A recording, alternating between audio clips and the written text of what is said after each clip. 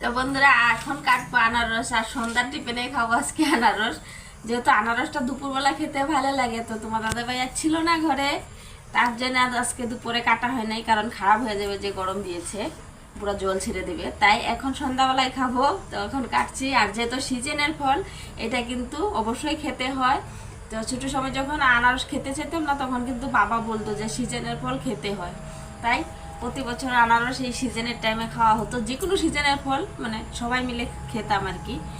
তো দেখো, এই আনারসের একটা বিশেষ মানে কারণও আছে। এই আনারস একটা ফল, আর এটা একটা এরকম ধরনের ফল, এই ফল ছাড়া এরকম একটা পূজা আছে যে সেই পূজাটা এই ফল ছাড়া হয় না।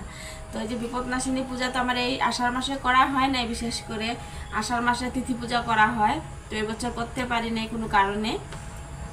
তো এই আনারসটা কিন্তু সেই বিপদনাশিনী পুজোয় 9 ভাগে মানে ভোগ না দিলে কিন্তু হয় না, ঠাকুরের কাছে 9 ভাবে ভোগটা দিতে হয়।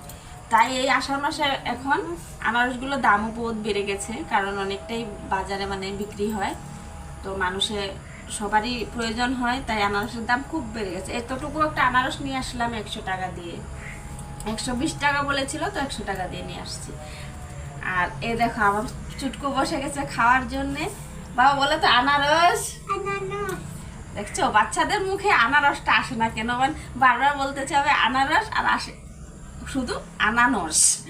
বলো আনারস, আনারস, আনারস, আনারস, দেখছো এরকম হচ্ছে কথা। আর এইটা হবো চারা লাগাবো আমি, এর জন্য এটা নিয়ে আসলাম। গেল বছর 2টো লাগিয়েছিলাম, 3টে লাগিয়েছিলাম, 3টেই হয়েছে। তো এবছরও নিয়ে আসছি লাগানোর জন্য। দোকানদার বলছিল এটা ফেলে দিয়ে দিতে, আমি বললাম না ফেলে দিও না, এটাকে আমি লাগাবো। আনারসটা বেশ মিষ্টি হবে লাগছে একদম। দেখো এই সাইডটা পুরো লাল লাল, মানে একদম গেলগেলা পাকা আছে সেটা না, পেকে গেছে সুন্দর করে, কিন্তু এদিকে অল্প কাঁচা আছে মুখের দিকে করে।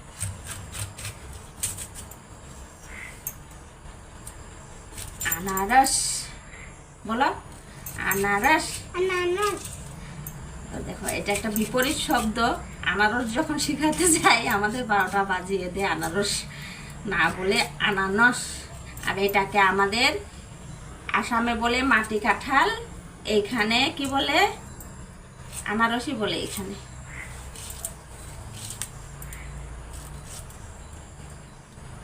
একটা জিনিসের কত প্রকারের নাম হয়। তো একটু ভালো করে ফেলে ফেলে দিচ্ছি আঁশগুলো। এভাবে করে না ফেললে যে চোখগুলো খেতে কিন্তু ভালো লাগে না।